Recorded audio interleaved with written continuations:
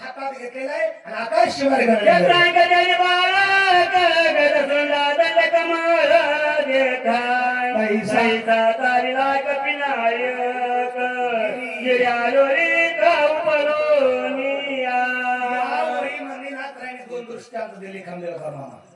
छत्रांक म्हणजे आता पाऊस पडला की लहान लहान छत्र्या निघतात.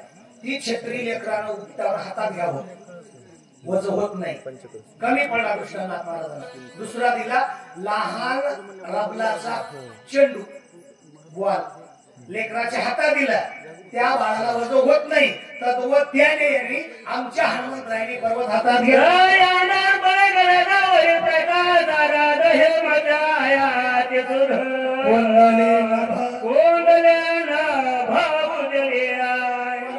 हातामध्ये घेतला, आकाश मार्गाने जाऊ लागले. पर्वताचा उजेड वरच्या बाजूला पडला आणि खालच्या बाजूला अंधार पडला. आणि ते पर्वत घेऊन जात असताना काय घडलं?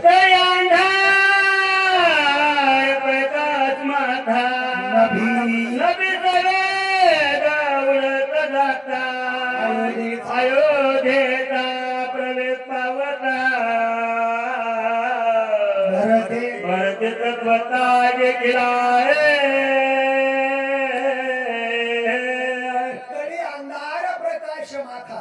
माथा म्हणजे वरच्या बाजूला नभी सवेग उडत जाता. नभ म्हणजे आकाश. अयोध्येचा प्रवेश पावता कुठपर्यंत आले? हिमालयातला पर्वत उपटून अयोध्येच्या परिसरामध्ये आले. कोण? हनुमंतराय. मग अयोध्येच्या नंदीग्रामाच्या परिसरामध्ये अयोध्या नगरीचा त्याग करून कोण बसलं होतं? भरत. राज्य ऋषी भरत. नुसता भरत नाही, भरत नावाचे भाटे गावात आहेत, खांबे गावात आहेत आणि फुकट गावात आहेत. भरत नावाचे. पण जे भक्ती मंदिर त्याचं नाव भरत. आपण सध्या संसारात रत आहे, आपल्या नुसत्या भरताला नाही. राज्य ऋषी भरत बसला होता आणि बसलेल्या राज्य ऋषी भरताने येणारे हनुमंतरायाला पाहिलं.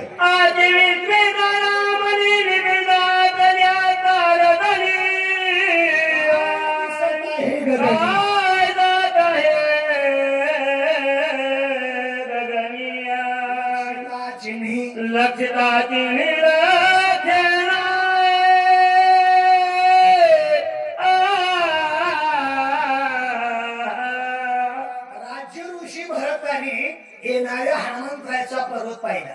पाहिल्याच्या नंतर आता उजेडामध्ये मंडपामध्ये आपण किती आहेत, अंधार आपल्याला ठळक दिसते. पण आपल्याला ओल सावलीला जाऊन झाडाच्या आडव काय बोलाले?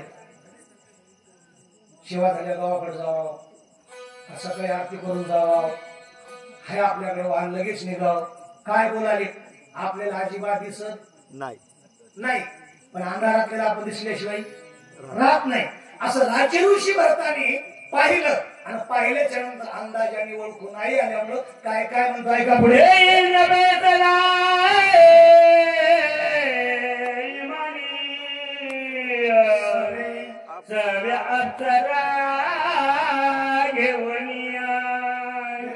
घेऊन करिता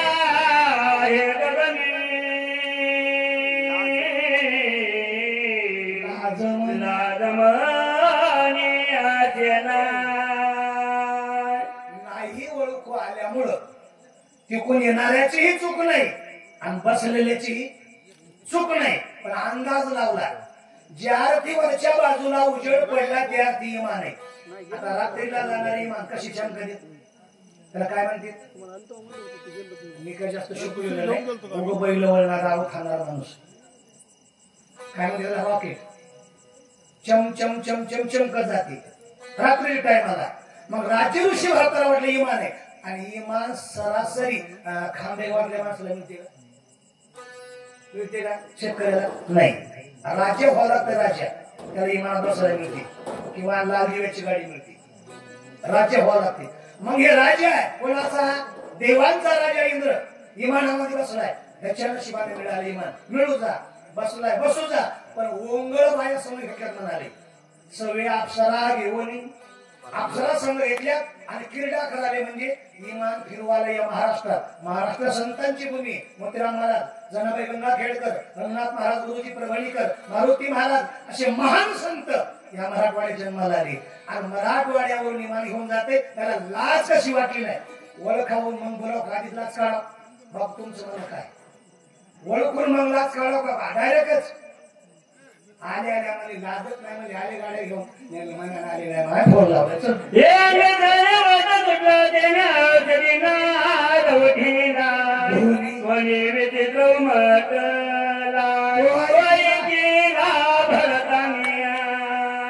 औषधीला वारा लागू लागला डोंगरावरच्या, आणि औषधीला वारा लागल्यामुळे त्या औषधीचा सुई असा आवाज होऊ लागला. बसलेल्या राजे ऋषीला वाटलं महाराज वाद्य लावलीत. वाद्य आता वाद्य आता नाही, पूर्वी तुमच्या लहानपणामध्ये तुमच्या काळात वाद्य होती. कोणतं वाद्य? राजस, तामस आणि सात्विक. सात्विक वाद्य आहे लावणी, मृदंग, श्रुती, टाळ, घोष आणि शेऊ ब्रह्मरस आवडीने. तामस नावाचं वाद्य महाराज हलकी ढोलकी, हलकी ढोलकी. आणि तामस नावाचं वाद्य आहे राजस. तामस नावाचं वाद्य तुंतुन, चिपळ्या, कडी आणि ढोलकी. तामस नावाचं वाद्य. मग पूर्वीच्या काळामध्ये 4 प्रकारचं वाद्य होतं. वाद्य वाजत असताना ते म्हणत होतं या वाद्याकडे पाहिल्यावर कोण फसतोय, कोण कोण कोण कोण कोण कोण कोण कोण कोण कोण कोण कोण ती कडी म्हणत होती. चिपळ्या म्हणत होत्या सबजन सबजन सबजन सबजन सबजन. ढोलकी म्हणत होती सबजन म्हणजे कोण? आलेले सगळे गडलगुप, आलेले सगळे गडलगुप. हे तिन्ही वाद्य म्हणत असतील तरी ती पोटाची खळगी भरण्यासाठी जी स्त्री नाचत होती ती म्हणत होती आम्हीच फसलो तो फसलो, तुम्ही फसू नका. कशी हसत होती ती? मी पाहिलं नाही बरं. भारती मामा म्हणतील इतकं अप्योस सांगाले यांनी कधी पाहिलं, पण ती नाच तेवढं हताश करत होती. तुम्ही फसू नका, आम्ही फसलो तो फसलो, असं 4 प्रकारचं वाद्य लावलंय. आणि क्रीडा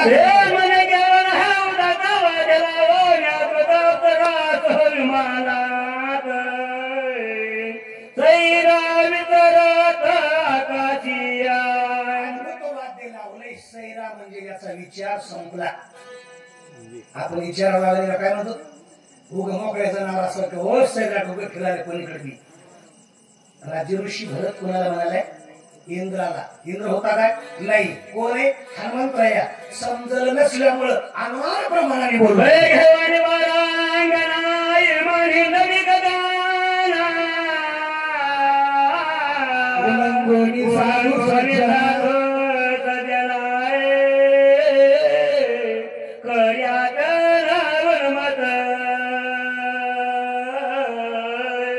पहिल्या वही मंदी म्हणले सैरा बापू, आणि या वही मंदी म्हणले उन्मत. सवे घेऊन वारांगणा. वारांगणा म्हणजे आपल्या भाषेमध्ये वेश्या. इमानात घेतले. कोण म्हणाले? बरं बरं घेतल्या तर घेतल्या, इमानामध्ये घेतल्या. इमान फिरवाले फिरू जा. पण उन्मत, उन्मत कोणाला म्हणायचं? महाराज माणूस उन्मत किती बनावती होते?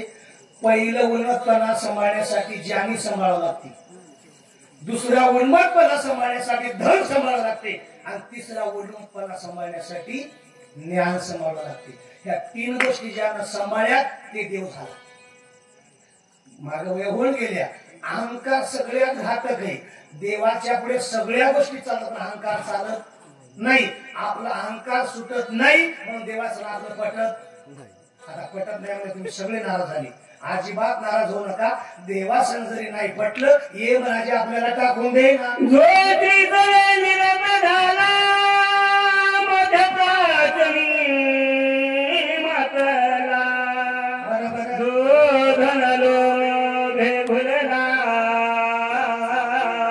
त्याचा गेला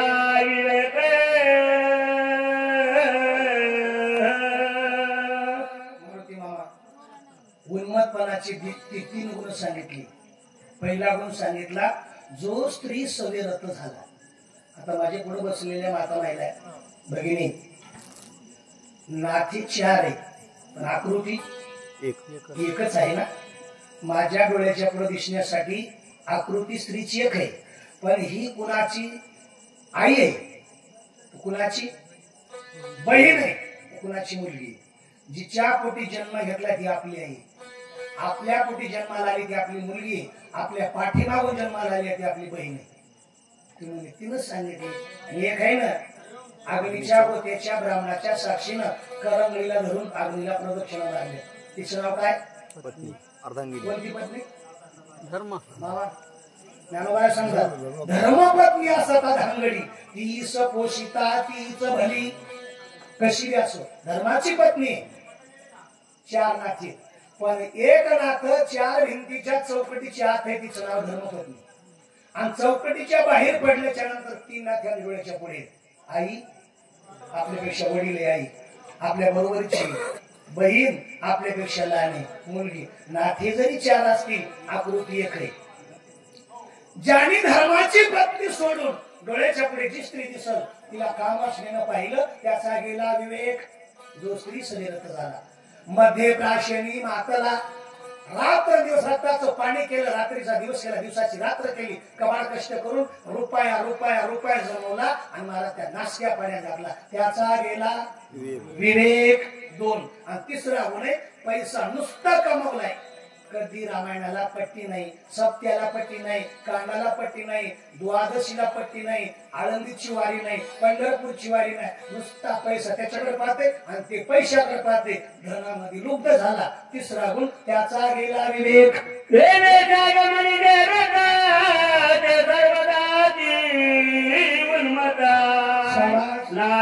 स्वार्थ परमार्थ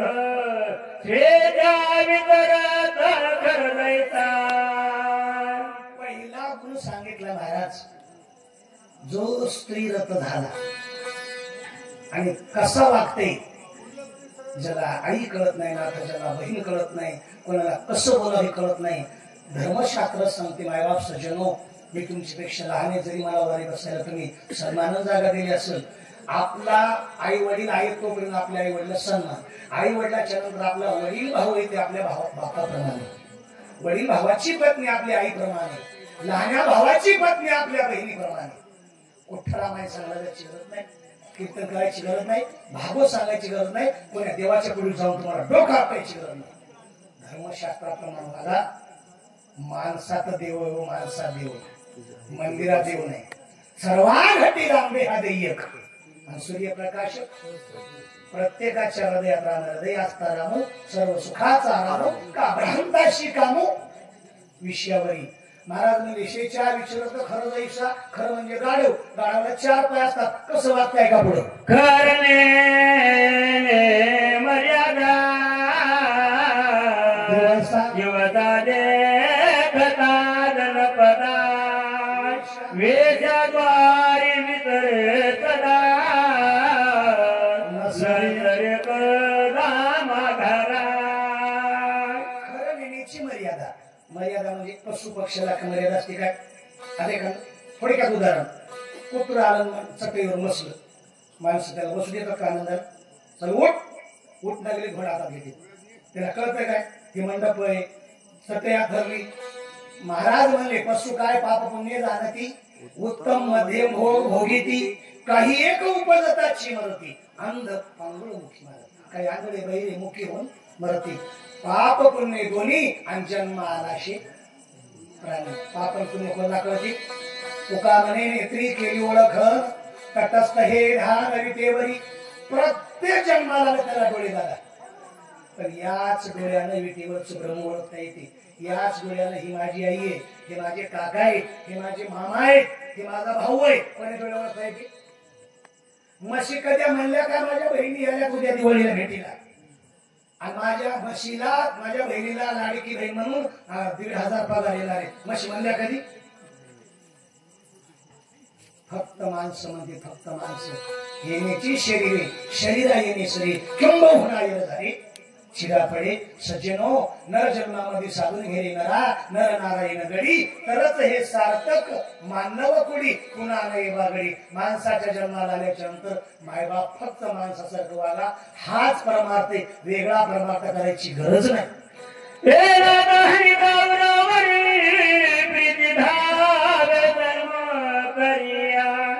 पदाने घात मुखावर आवडी करी घरी. पशु काय पाप पुण्य सांगत नाही.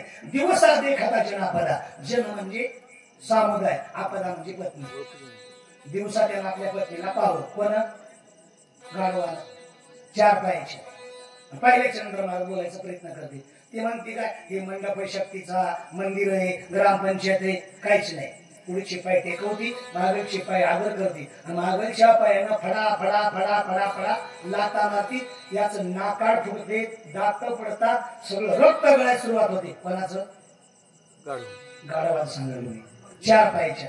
तसाच 2 पायाचा गाढव जोपर्यंत शेताचा बैनामा, घराची रजिस्ट्री, खिसा रिकामा होत नाही तोपर्यंत निशीच्या दारातून हालत पैसा पुरुष कामाचारिया सुखाची मानी, सुखाची मानी निरंतरिया पाऊल पाऊल जाऊने देतो रे हृदयावरी हृदयावरी झेलित काय गाढव पत्नीची 1 लाख वया जाऊ दे ना. कोणतं? 4 पायाचं सांगण्या. मी म्हणत नाही बाबा, मग अधिकार नाही. नाथ महाराज म्हणजे तैसाची पुरुष कामाचारी. तैसा म्हणजे कैसा? ज्याची माय गाडो, ज्याचा बाप गाडो, ज्याच्या कुळा जन्माला आले ते गाडो. त्या गाडवासारखं येऊन मनुष्यपणा, जो न साधीची ब्रह्मज्ञाना, लांडा गधब जाना, पुच्छे विन 2 पाय. पुच्छ म्हणजे शेपूट. त्याला शेपूट नाही 2 पाय, त्याला शेपूट हे 4 पाय. त्या गाढवासारखा वागते ते हे गाढव. ऐक ना महाराज, तिने सांगितलं, मालक जन्मभर जाणी नसती, आनंदानं घरला जा, धर्मपत्नीचा सांभाळ करा, तुमचे लेकरं बाळ म्हणा, आनंदानं तुमचं जीवन जगा. 3 वेळेस पाया पडून सांगितलं, 3 वेळेस. ऐक ना. 4थ्या बारला ऐक ना म्हणून कालरला धरलं, हातात चप्पल घेतलं, रोडवर आणलं आणि हाणायला सुरुवात केलं. काय म्हणते? मरे बलमातरची फळी भागे जपत मर नाही लागे दैवे दंडी दैवे दंडिनी आभागे वैरागी गुणता वैरागे कष्ट दे. पूर्णच्या तारकळशा शिवाजी चौकात बाईनं धरला असेल, चप्पल हातात घेतलं. ते आमच्या काकासारखे मामासारखे म्हणले, काय सज्जना, काय चांगल्या घराला जन्माला आलास, काय तुझा बाप आळंदी पंढरपूरची वारी करत होता. प्रत्येक वर्षामध्ये 4 वेळेस गावाला नगर भोजन, गाव चुलबन जेवण देत होता. अशा कुळा जन्माला आला. फुकट नाही माय म्हणाला, अशा बाईच्या चपल्या करा म्हणे. जन्मांतरीची फळली भागी, जिचे पाद कमळ हृदय. पायाला पाद म्हणाले आणि चपलाला कमळ म्हणाले. पाद कमळ हृदय लागे, दैवे दंडिली आभागे, वरथा वैरागे कष्टती. तुम्हाला कोण्या देवाला मला कष्ट दिली? ती रात्राच्या रात्र झोप मोडाल्या आणि उगा रामायण वाचत बसले. श्रीकामाच्या ऐकमध्ये त्याची स्थिती आहे, पदरची संपत्ती गगनिंद्या. जाऊ द्या, बंगल्याचं वर्णन जास्त नका. स्त्री कामातुरच वर्णन झालं. आता मध्ये प्राशन करणारच वर्णन आहे. मला ऐक मध्ये त्याची स्थिती, हे चोणी पदरची संपत्ती सोय होती जगनिंदी. ज्याशी अधिक दळ नाही, त्याशी परत्र पुसशी काही. तुम्ही म्हणतात काय म्हणतात? मायबापानं नाव ठेवलंय प्रसाद परशुराम. घरातले म्हणाले, ए पैशा, थोडा मोठा झाला, शिक्षण चांगलं घेतलं, गावात घेऊन आली, अरे परशु पुण्याला शिकलाय, चांगला झालाय. 10-5 वर्षांनी ग्रामपंचायतला निवडून आला. लोक म्हणाले, आमचा परशुराम पाहिला का? परशा परशु परशुराम एक व्यक्ती का 3 नाव? कशामुळं? पहिल्या घरातल्यांनी जर